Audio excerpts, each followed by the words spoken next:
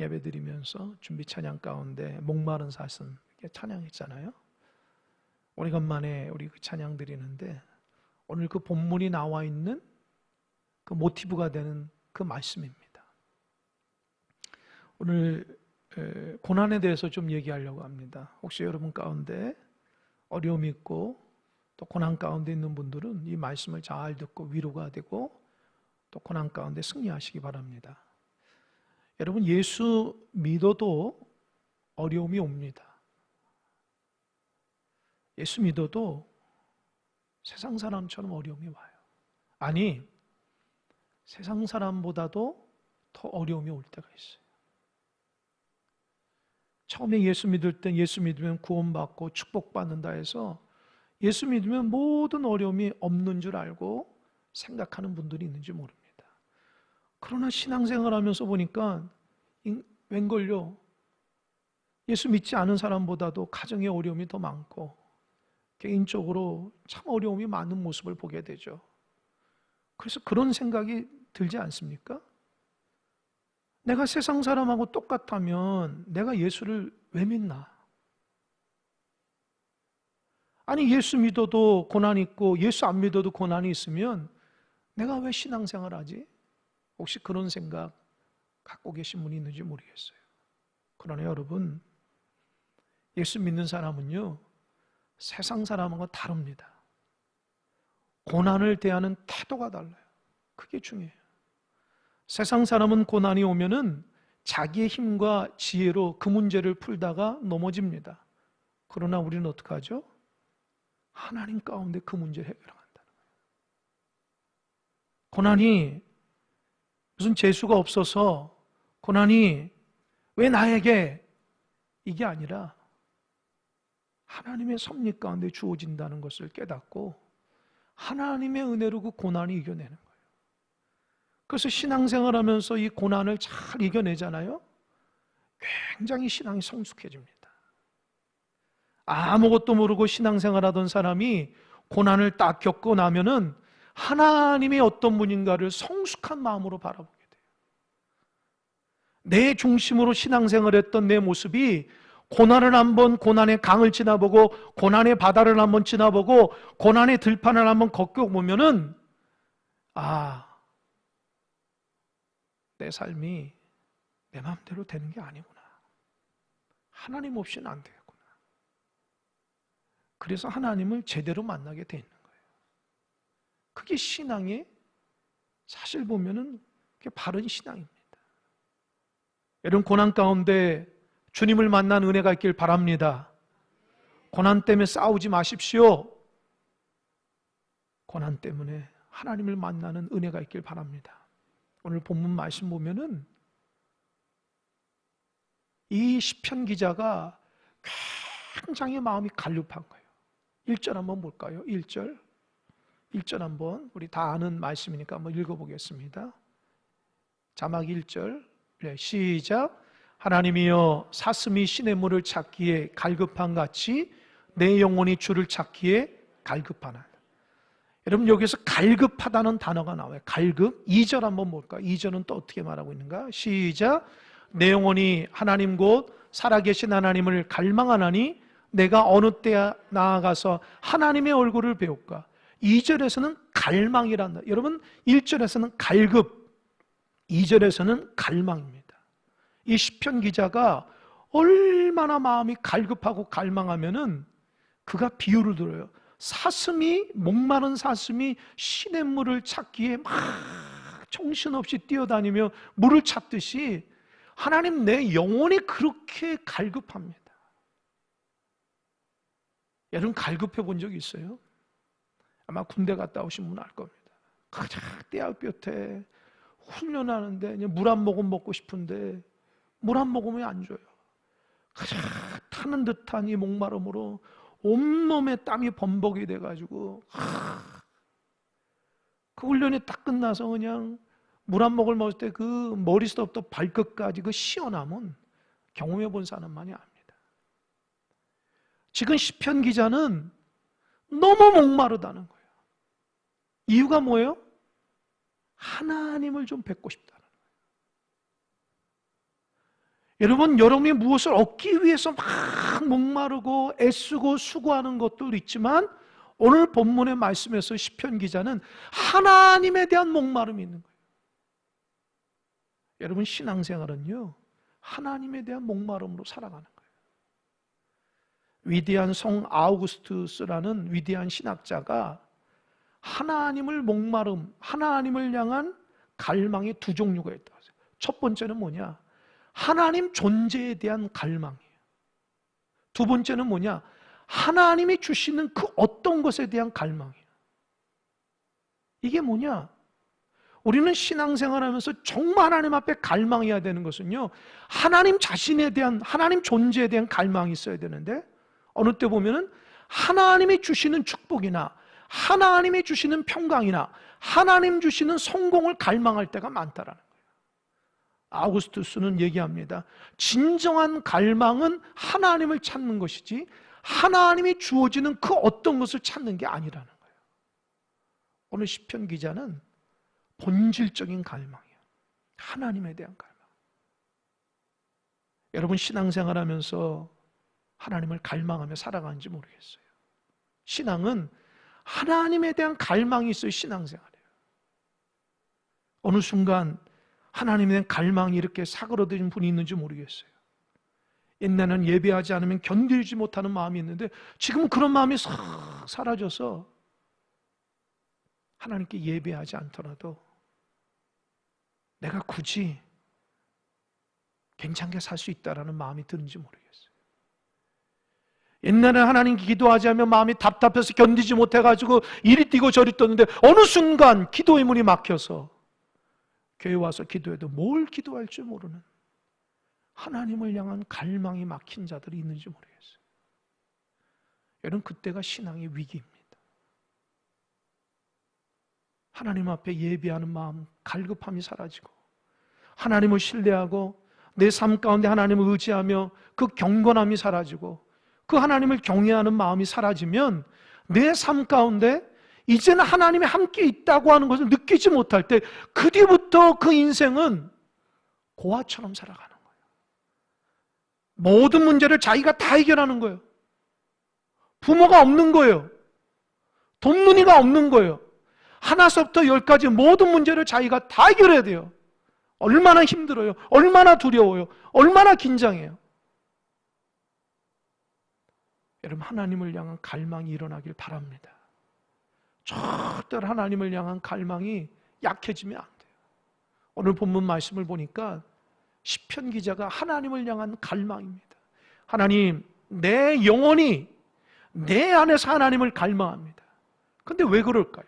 이유가 있어요. 3절 한번 볼까요? 그 이유가 이 오늘 본문의 중요한 3절 부분인데 3절 한번 다 같이 읽겠습니다. 시작. 사람들이 종일 내게 하는 말이 내 하나님이 어디 있느냐 하오니 내 눈물이 주야로 내 음식이 되었도다. 여러분 보세요. 3절 보면 사람들이 종일 뭐라고 얘기하죠? 야, 너 하나님이 어디 있어? 그것 때문에 마음이 너무 속상해서 주야로 눈물로 음식이 된, 아침 저녁으로 눈물이 나서 그거를 음식 먹듯이 너무너무, 그러니까 시편 기자는, 예, 자막됐습니다. 시편 기자는 지금 너무너무 힘든 게 뭐냐면은 자기가 당하는 고난이 어려운 게 아니라 이 고난 가운데 사람들이 하나님이 없다고 얘기하는 것 때문에 힘들다는 거예요. 그것 때문에 힘들다는 거예요. 지금 단비가 내리는 거네요, 그죠? 예. 하나님이 단비를 내려주시네요. 기도를 했더니. 예. 여러분 보세요. 아주 하나님의 은혜 가운데 사람들이 하는 말이 너 하나님 어디 있어? 너 하나님 어디 있어? 오늘 본문의 말씀은요, 학자들이 하면 다윗의 시편이라고 그래요. 다윗의 시편. 다윗이 어떤 어려움을 당했냐? 여러분, 다윗은요, 아들이 여러 명 있었는데 첫 번째 아들이 누구냐면 암논이라는 아들이에요. 이 암논이라는 아들이 이 장자로서 신실해야 되는데 그러지 못했어요. 이 암논이라는 아들이 이복 여동생인 다말이라는 여동생을 좋아합니다. 근데 다말이 암논을 싫어해요. 그러니까 암논이 어떻게 하면 그 다말의 사랑을 받을까 하다가 꾀를 냅니다. 자기가 아픈 척 하다가 다말이 병문안 왔을 때에 사람들이 없는 사이에 겁탈을 해버려요. 그러니까 다말이 마음의 상처를 입고 집에 가서 남매인 압살롬에게 얘기합니다. 그러니까 압살롬은 그 말을 듣고 너무너무 화가 났지만 아버지 다윗이 이 문제를 잘 해결해 줄 것으로 믿었어요. 근데 아버지 다윗은요, 그냥 넘어가는 거예요. 그러니까 아들 압살롬은 아버지께 실망하는 거예요. 형 암논이라는 사람에 대한 그 복수의 마음을 계속 마음을 갖고 있는 거예요. 아버지에 대한 안 좋은 마음을 계속 갖고 있는 거예요. 그래서 2년 동안 복수의 칼을 갈다가 양털 깎는 축제 날에 암논을 초대합니다, 압살롬이. 그래서 거기에서 잔치하다가 암논을 죽여요. 그리고 압살롬은 저기 외가 쪽인 그술 땅으로 3년 동안 도망갑니다. 다윗이 너무너무 마음의 상처를 받는 거예요. 사랑하는 아들 암논이 죽고 그 믿었던 압살롬이 그렇게 형을 죽이고 그술 땅으로 도망간 것에 대해서 마음이 너무너무 상처를 받아요. 그 어려움 가운데 있다가 다윗의 군대 장관인 요압이 다윗이 그 문제 가운데 너무 힘들다는 것을 보고 압살롬에게, 야, 아버지가 이제 다 너를 용서하니까 얘 와라. 그래서 압살롬이 3년 만에 예루살렘에 돌아옵니다.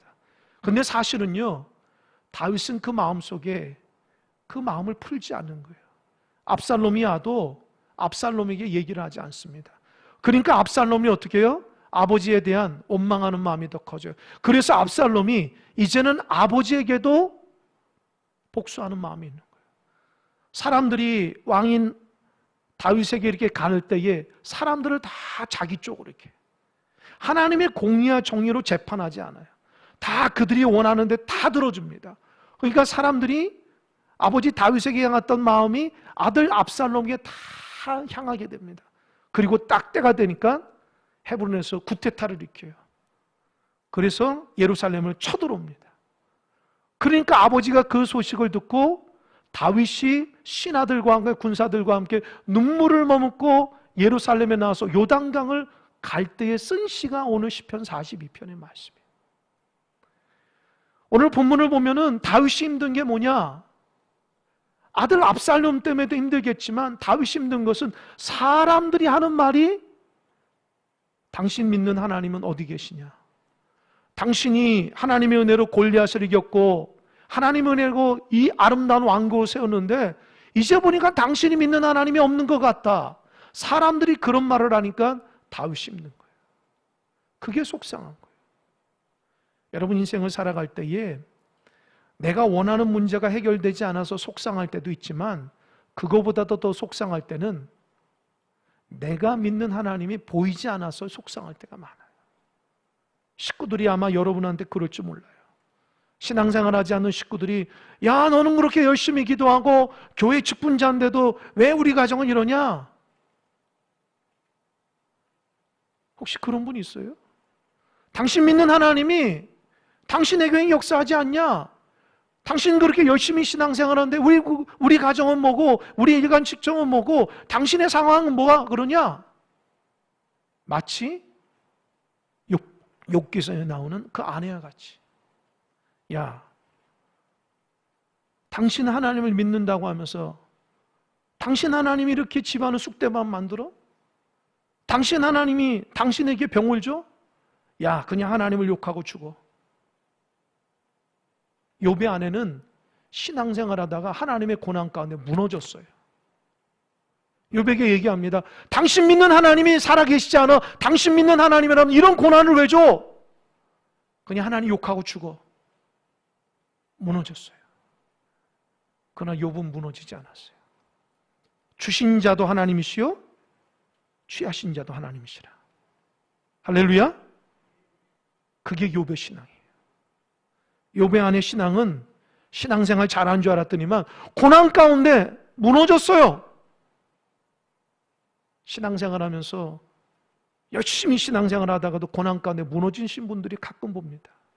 왜 무너져요? 그동안 하나님을 바라본 게 아니에요. 하나님이 주시는 그 축복만 바라본 거예요. 그러니 축복이 없으니까 하나님 원망하기 시작해요. 마음이 무너집니다. 하나님 신뢰하지 않아요. 다윗이 지금 그것 때문에 힘든 거예요. 내가 믿는 하나님이 분명히 살아계시는데 나에게 고난이 닥쳤다고 사람들이 다 조롱하기 시작해요. 너가 믿는 하나님이 어딨냐? 그게 힘든 거예요. 자기 고난보다도 하나님이 살아계시는데 하나님이 계시지 않아서 힘든다는 거예요.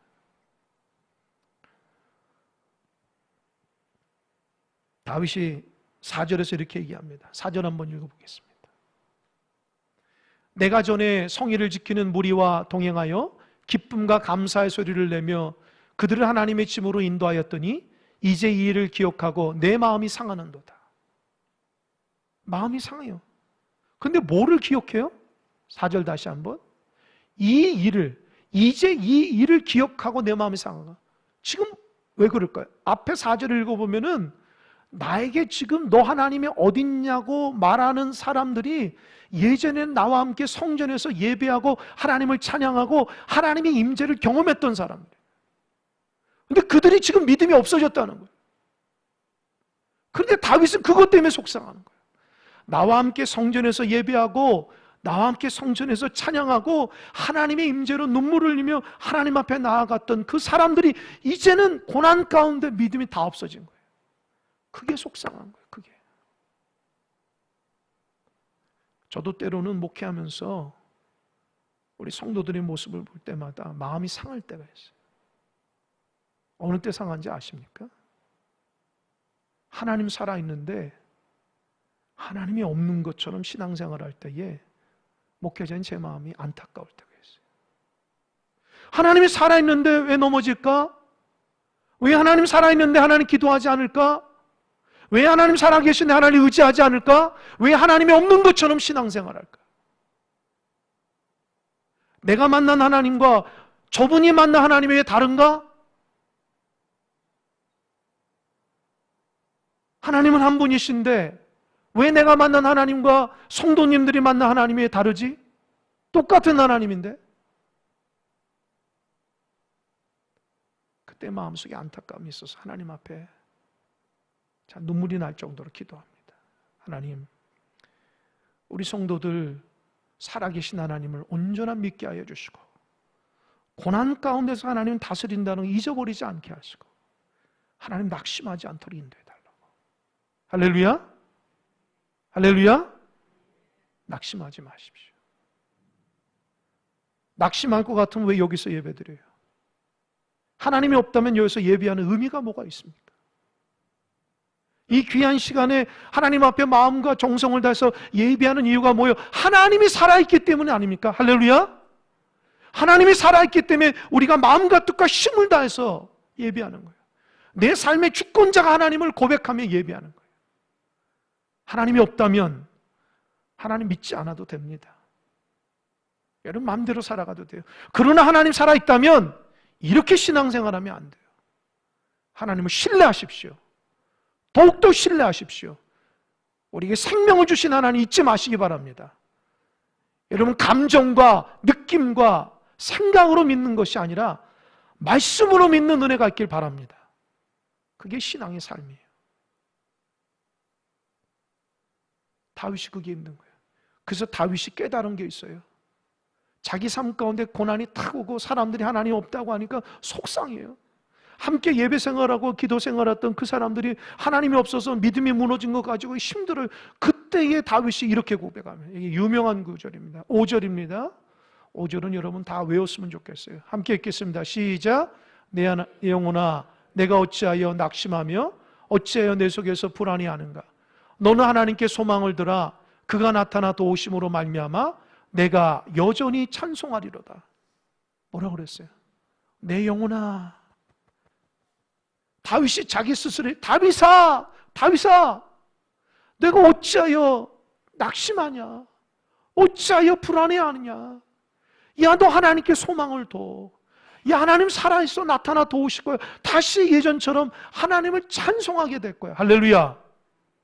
자기 스스로 고난 가운데 믿음이 무너질 때에 중심을 잡지 못할 때에 자기 스스로 자기의 이름을 부르며 정신 차리라고, 하나님 살아있으니까 소망을 두라고 얘기하고 있어요. 여러분, 위대한 믿음의 신앙인인 다윗도 고난 가운데 자꾸 자기 자신에게 얘기하는 거예요. 여러분, 2016년에 리우올림픽이 있었어요. 브라질에. 그죠? 그때 우리나라가 참 많은 메달을 땄는데, 그때 저도 기억하는데 TV에서 남자 펜싱 에페 경기가 있었는데, 그때 그 사람이 박상영이라는 선수입니다. 기억하십니까? 그 박상영인 사람이 이 펜싱의 막내입니다. 이 막내인 박상영이 결승까지 올라갔어요. 이 상대방은 노장이고 금메달을 몇 개 딴 사람이에요. 이 박상영이 그 사람과 경기하다가 10대 14로 한 점 앞두고 지고 있었어요. 그때 아나운서도 해설자들로 한 점밖에 안 남았는데 마지막까지 열심히 했으면 좋겠습니다. 뭐 이긴다는 소리를 안 해요. 그런데 그 박상영이라는 사람이 의자에 탁 앉아서 잠깐 쉬면서 준비를 하는데 이 카메라 뭐가 잡혀요? 뭐라 그랬어요? 나는 할 수 있다, 할 수 있다, 할 수 있다. 그게 잡힌 거예요. 보신 분은 알겠지만 그 할 수 있다, 할 수 있다. 한 점밖에 남지 않았지만 절망하지 않고 할 수 있다, 할 수 있어, 할 수 있어, 할 수 있어. 계속해서 되뇌이고 다시 경기했는데 무려 어떻게 해요? 5점을 따서 한 점 차이로 승리했습니다. 그래서 금메달을 땄어요. 그때 많은 사람에게 그래, 이 선수처럼 낙심하고 절망하지 않고 스스로 할 수 있다라고 하는 긍정적인 마음을 갖고 있으면 모든 것이 다 된다. 이렇게 다들 감동을 받았습니다. 지금 다윗이 그래요. 다 절망하는 순간입니다. 그 아들 때문에 속상하고 주변 사람들이 하나님 너가 믿는 하나님이 어딨냐, 다윗 너가 믿는 하나님이 어딨냐, 다 믿음이 무너져요. 다윗도 지금 믿음이 무너질 판인데 어떻게 해요? 내 영혼아 낙심하지 말라, 불안해하지 말라. 하나님이 살아있어. 하나님께 소망을 둬. 그 하나님께서 분명히 역사하셔서 너 승리할 거야. 자기 스스로 계속해서 되뇌이는 거예요. 여러분, 사람은요 자기가 말한 대로 이끌어지는 거예요. 말은요 그 사람의 인격이에요. 그 사람이 어떤 사람인가를 보면은 그가 어떤 말을 하느냐에 따라서 알 수 있어요. 그가 하나님의 말씀을 전하고 하나님의 말을 하면은 그 사람 하나님의 사람이에요. 그 입에서 세상적인 말, 그건 세상의 사람이에요. 그가 긍정적으로는 그건 긍정의 사람이에요. 부정적으로 하면 그는 부정의 사람이에요. 예수 믿는 사람들은 우리 입에서 고난 가운데 있어도 하나님을 찬양하고 긍정적인 말을 해야 돼요. 할렐루야! 힘들고 속상해도 내 입에서 입 밖에 딱 나오기 전까지 딱 절제해야 돼요. 왜요? 그런 말을 하면 내가 그렇게 되기 때문이에요. 내가 욕을 하면요 그런 사람이 되는 거예요. 하나님의 사람이 한 입으로 하나님을 찬양하고 한 입으로 저주하면 되겠냐, 이렇게 성경 내용이 있어요. 여러분, 거룩한 입술이 복된 입술이 되시기 바랍니다. 다윗은 그걸 알았어요. 이 절망적인 상황에 사람들이 자기를 조롱하고 하나님 없다고 믿음이 무너졌을 때에 속상하지만 스스로 하나님 앞에 나가면 하나님 살아있으면 믿습니다. 하나님 내가 불안해하지 않습니다. 내가 소망의 하나님을 믿습니다. 그래서 다윗이 살아난 거예요. 그게 인생을 살아가는 신앙인의 모습입니다. 용기 내시기 바랍니다. 절망하지 마십시오.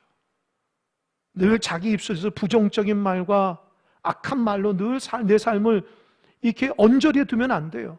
하나님이 기뻐하시는 복음의 말과 소망의 말과 은혜의 말과 축복의 말이 여러분의 입술에 가득해야 돼요. 심령에 가득해야 돼요. 예수 믿으면 뭐예요? 그 입술에 나오는 말이 생명의 말이 아니라면 어떻게 우리가 생명을 살리고 나를 살리겠어요? 오늘 말씀이 다윗이 우리에게 주는 교훈이 어마어마합니다. 6절에서는 다윗이 요단강을 건너서 헤르몬산과 미살산에서 피난 가운데 있을 때에 하나님을 그리워하는 마음을 담습니다. 거기에서 예루살렘을 바라보면서 하나님 좀 살아 역사해 주시옵소서. 하나님, 내가 믿는 하나님이 살아 역사하시죠. 간절함으로 기도합니다. 그때의 7절에서 놀라운 변화가 일어나요. 7절 한번 볼까요? 오늘 말씀의 핵심은 7절입니다. 7절 다 같이 읽겠습니다. 시작. 주의 폭포 소리에 깊은 바다가 서로 부르며 주의 모든 파도와 물결이 나를 휩쓸었나이다. 여러분 잘 보십시오. 이 7절에서 다윗이 요단강 건너에서 헤르몬산과 미살산에서 뭐를 봤냐? 하나님을 그리하면서 옆에서 이렇게 폭포가 흘러내린 거예요. 이 폭포가 아주 큰 폭포가 흘러내리는데 거기에서 물이 자기에게 이게 덮치는 듯한, 내가 이 고난과 폭포와 물결 가운데 깊은 바닷 가운데 이렇게 들어가는 듯한 절망을 느껴요. 근데 그 순간 하나님께서 어떤 은혜를 주시냐? 뭐라고 그랬어요? 여러분 뭐라고 그랬어요? 7절 보니까 폭포 소리가 무슨 폭포 소리예요? 예?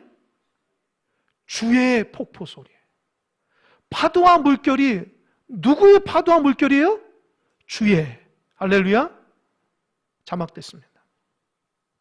다윗이 깨닫는 것은 수없이 엄청나게 물이 쏟아지는 그 물에 튀어서 자기를 이렇게 덮치면서 이것이 자기 자신의 고난 같은 상황을 생각하는 거예요. 야, 내가 이 파도 때문에 내가 그냥 깊은 바다 가운데 들어가는 고난 가운데 있구나.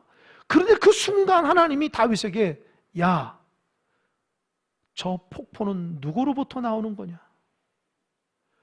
너에게 튀긴 그 파도는 누구로부터 나온 거냐? 누구로부터요? 주님께로부터. 그때 깨닫습니다. 아, 나에게 임한 모든 고난과 환경은 하나님으로부터 나오는 것이다. 할렐루야. 아, 그때 깨달아요. 그래서 사람이 두렵지 않은 거예요. 하나님이 그 고난 가운데 딱 붙들어 주시고 있는 거예요. 이게 여러분 신앙적인 깨달음과 성장입니다. 고난을 만날 때에 그 문제를 해결하려고 막 발버둥 치다가 해결이 안 돼요. 그때 딱 깨달아요. 아, 이거 하나님으로부터 나온 것이구나. 하나님이 해결해야 되구나. 이해되셨습니까? 다윗이 깨달은 거예요. 내가 아무리 발버둥 쳐도 그 문제 해결 못한다는 거예요. 왜요? 하나님께서 던져주신 고난이기 때문입니다. 하나님이 해결해야 돼요. 그걸 깨닫고 다윗이 사람에게 원망하지 않아요. 환경을 탓하지 않아요. 하나님을 바라봐요. 그 살아계신 하나님 왜 나에게 이런 고난을 줬을까? 그걸 깨달아요. 그리고 기도가 바뀝니다. 8절 보세요. 함께 읽겠습니다. 낮에는 여호와께서 그의 인자하심을 베푸시고 밤에는 그의 찬송이 내게 해서 생명의 하나님께 기도하리로다. 할렐루야. 상황이 바뀌어요. 그렇게 힘들게 마음이 상해서 하나님 어떻게 해요? 하나님 어떻게 해요? 하나님 살아있는데 왜 나타나지 않습니까? 라고 얘기하던 다윗이 그 폭포가 하나님으로부터 쏟아져 내려오는, 위로부터 나에게 쏟아져 내려오는 것이 모든 것이 하나님께서 하신다는 걸 깨닫고 그때부터 낮에는 하나님의 인자하심을 기도하는 거예요. 하나님, 이 낮에 하나님의 인자하심이 있는 줄 믿습니다. 내가 주님의 그 인자하심 가운데 있음을 믿습니다. 밤에는 하나님을 찬양하는 거예요. 그 절망 가운데 빠졌던 다윗이 밤에는 하나님을 찬양하는 거예요. 어디서부터 나온 거예요? 하나님이 낮과 밤으로 자기를 지켜주신다는, 그때서야 믿게 되는 거예요. 여러분, 하나님이 어디 계십니까? 하나님이 안 계십니까? 왜 하나님이 안 계신 것처럼 살아가는 성도가 있습니까? 하나님이 여러분의 생명의 주관자인데, 하나님이 여러분의 인생을 지켜주시고 여러분의 삶을 지켜주시는데 왜 여러분의 힘과 능력으로 그 문제를 해결하려고 해요?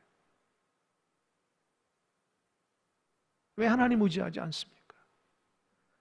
그 문제가 사람이나 환경으로 나온 것이 아니라 하나님이 던져준 문제라면 그 하나님께, 생명의 하나님께 기도해야 돼요. 하나님, 뜻이 뭡니까? 사람하고 씨름할 필요가 없어요. 환경하고 씨름할 필요 없어요. 그래서 여러분 입이 더러워질 필요가 없어요. 하나님을 찬양하면 돼요. 생명의 하나님께 기도하면 돼요. 다윗이 그걸 깨달은 거예요. 고난을 만날 때에 속상하고 힘들죠. 더러 사람들이 너가 교회 이런 직분자고 너 교회 수십 년 다니고 새벽에 일어나서 기도했던 너가 왜 이런 고난이 있냐고 사람들이 손가락 할지 모릅니다. 그 심지어는 야 너가 믿는 하나님인지 나도 안 믿어. 마음이 속상할 때가 있어요. 그래도 여러분 넘어지면 안 돼요. 왜요? 그 고난이 어디서부터 나온 거예요? 하나님으로부터 나온 거예요. 그러니 하나님이 나를 주관하고 인도하신다는 거예요. 하나님이 죽이든지 살리신지 하나님이 나를 붙들고 있다는 거예요. 사람이 문제가 아니에요. 환경의 문제가 아니에요. 내 의지의 문제가 아니라고요.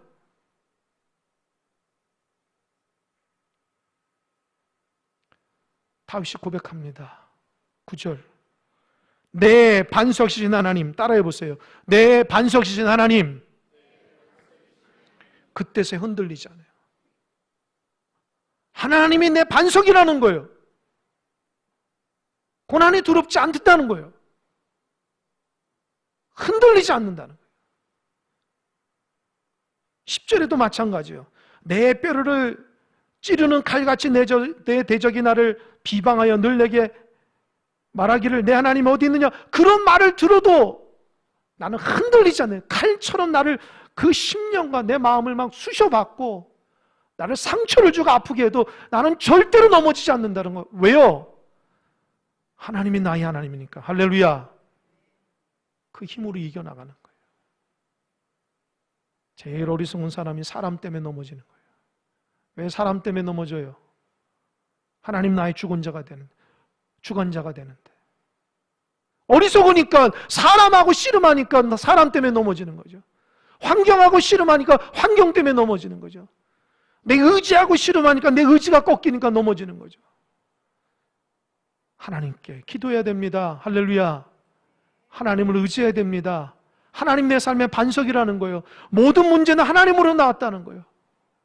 그래서 11절 다 함께 읽겠습니다. 다 같이 시작.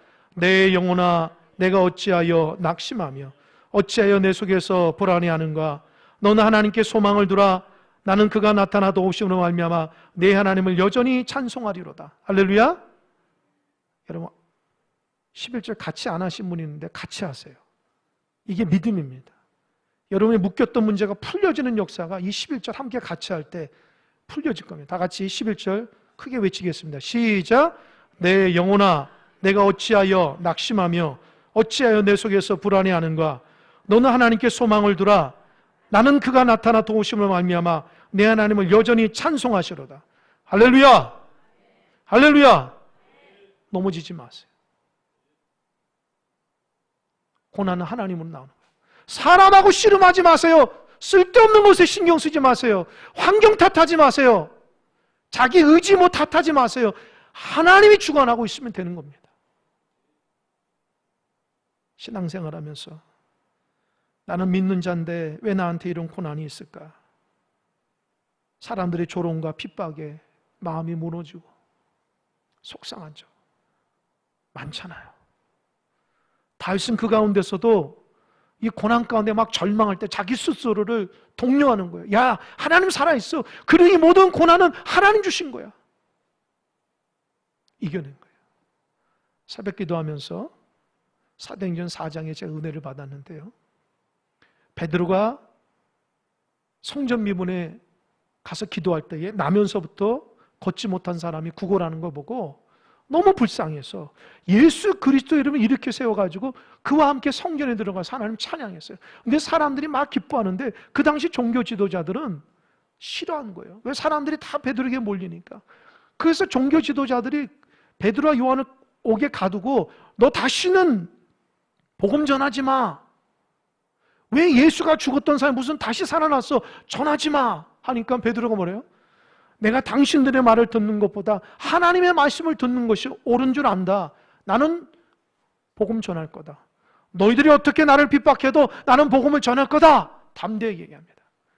그랬더니 종교 지도자들이 더 이상 어찌할 수 없어서 그냥 풀어줍니다.